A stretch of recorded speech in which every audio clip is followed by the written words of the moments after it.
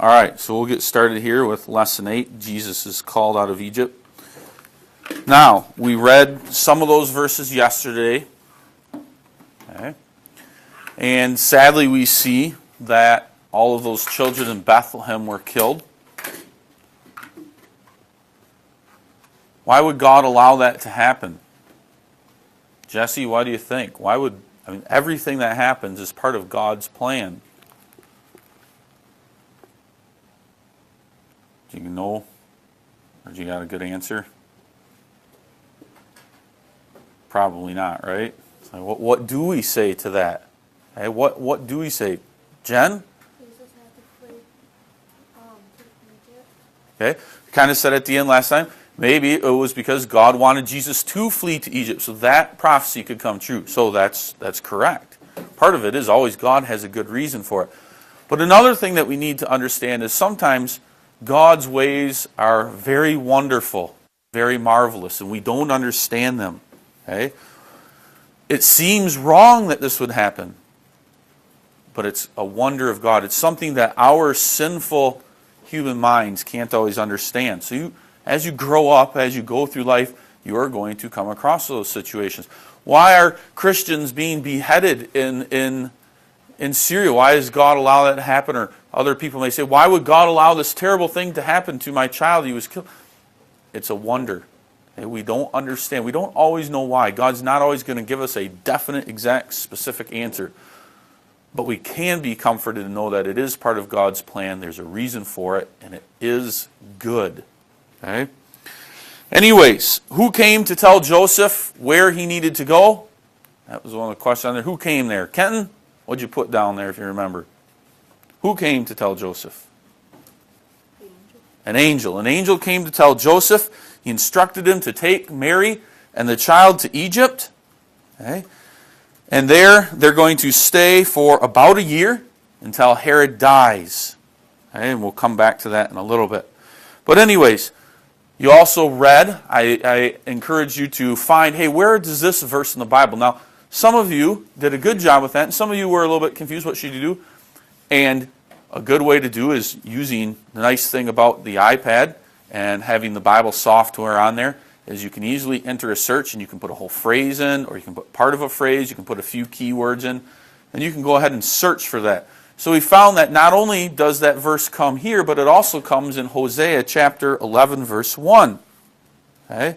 So, just like, well, there's a picture here. The picture, obviously, for the people in the Old Testament is you will be called out of Egypt to go to Canaan. And that also is a picture that's used here. And it's a picture of us being delivered from our bondage and sin. Okay, we're taken out of bondage and sin. We're no longer slaves to that because of the blood of Christ. But anyways, so the people were living in Egypt. Obviously, it was an impossible, it was a very difficult situation. And so they needed to look to God for their help and their salvation. Okay? We read that the people for 400 years were there, and finally they cried out to God and called for Him to deliver us out of Egypt. Okay? It was a nice land, it was a rich land, but finally they were called out of there. Okay?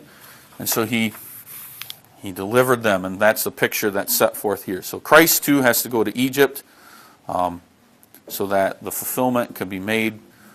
And also, as Jen said, hey, God needed to get Christ out of Bethlehem so that He would not be killed, because that would be part of the work of Satan trying to destroy Christ. Okay. All right. So then we get to the slaughter of the babes. Obviously, Herod was not real happy when he found out that there might be a threat to his throne. He was very jealous. So he worked with his wise men that were there. He found out more information from about how long ago it happened. Well, let's just to be safe, kill all the babies that might be in that age range, and let's go 2 years and under, let's kill them all. So they did that. Okay. Herod, again, here was being used by the Almighty God, because we found in the prophet, what prophet who also spoke of this? Anybody remember? Back on your paper, what other prophet was there? Joe? Jeremiah also prophesied. If you remember a long time ago, Jacob and Rachel were near Ramah when Rachel had the baby Benjamin. And what happened to Rachel when Benjamin was born? What happened to Rachel? Faith? She died. Okay, she died. That would cause weeping. That would cause sadness.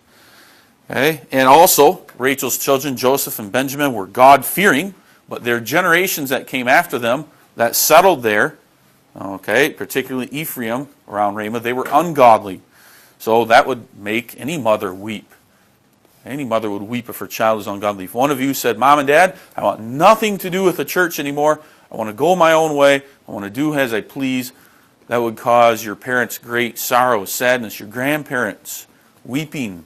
And so that's the same type of weeping here. But anyways, now the people in Bethlehem obviously are weeping because their children are being slaughtered by wicked Herod. So Jeremiah prophesied of that. All right?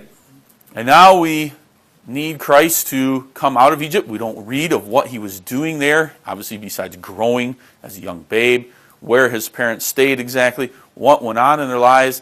We don't need to know. The Bible doesn't tell us. It's not something that we need to know.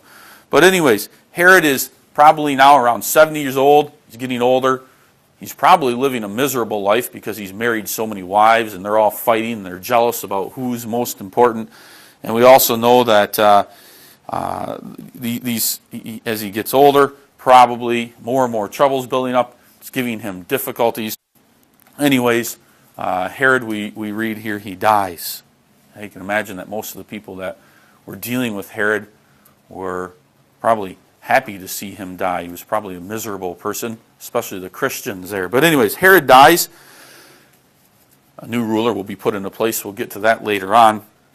But Joseph and Mary now can freely come out of Egypt. They don't have to be afraid of that Herod anymore. And so who once again comes to tell Joseph that he needs to leave? How does Joseph know it's time to leave? Kenton? Another angel comes and tells Joseph it's time to leave. It's time to head back to the promised land, to Canaan. Okay? Now, Joseph and Mary probably intended to, well, where would they go back to first? Where do you think? Where might they go? What intentions? Where might they have gone? Where did they come from? What do you think? Kenton? Yeah, probably go back to Nazareth. But actually, probably what they were thinking is Bethlehem first. Okay, let's head back to Bethlehem. It's not as far, and it's the place where, well, their house and lineage is from there. So Nazareth, eventually, in our minds, well, that's where they came from. Maybe they had a house. We don't know what was left up in Nazareth. But anyways, they head back for Bethlehem, and then they hear that this Archelaus, okay, who's Herod's son, he's ruling. So that has them a little bit concerned. Maybe he'll be out to get the babe. Okay?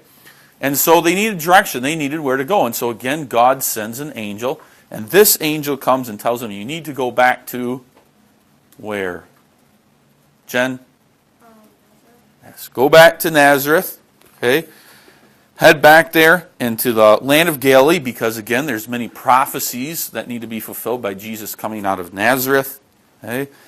And so they head back there. We don't know much else. What was the journey like? Probably rough and difficult. When they arrived in Nazareth, was there a house for them or did they have to build it? Okay. What would the life of Christ be like growing up as a young child? Now, I also had you look up the word Nazareth. It has a few meanings, but specifically in the book of Jeremiah, what word means Nazareth? What word there means Nazareth? Kenton? Sprout or shoot. Sprout or shoot. Another word? Keep going. Jesse? Separated. What else? Branch. And that's specifically the word that we read there in Jeremiah is a branch would rise. Well, branch comes out and like Jesse had said, is separated and we have Kenton, a shoot. Okay, comes out. Canaan is dead. Okay? It's like a dead tree, and Christ is going to be that new branch that comes out that brings life to that tree. We couldn't do that. We couldn't find a dead tree and go take a living branch and put it in there and say, no, now this tree is going to come alive. That's impossible. But Christ can do that. All of his people who are dead in sin will have Christ engrafted into that dead tree, and we all have new life now because of that. Right? So we can be thankful for that Christ comes. He is that branch that brings life. He's the living water. He's given us our salvation. Okay? So Christ has returned. He'll be living in Nazareth. Eventually, what job does Christ take up? What work does he do until he is called to take up the ministry? Faith? Yes, he becomes a carpenter. So maybe they go back there and they build their own house. Now again, Christ is just a young child, probably 2 to 3 years old at this time. Not very old at all, so he can't help. But he will grow there. And the Bible doesn't tell us anything until our next lesson tomorrow when he's how old? Does anybody know in the Bible? How old is Jesus next that we know about? What's his age? Faith? 12. And then again, we know nothing until he's, Garrett? 30. Okay, and then he begins his 3 years of ministry until he's 33. So, again, the Bible leaves a lot out intentionally. We don't need to know that. Well, our curiosity makes us curious, but we don't need to know those things. So Christ is going to move to Nazareth. He's going to have we'll talk about that next time, about his human nature. How could he, what things, is there any things that he could do special that we couldn't do? Or did he grow up as a child? When he was 3 years old, did he know he was God? Did he know that? Okay, those are some things that we'll take a look at. So make sure either today here at school when you have some free time, or tonight when you go home, do your lesson 9 pre-lesson so that you have some things in your mind that you're ready for, and I can get a sense of what things maybe we need to explain a little bit better. Okay, so email that to me.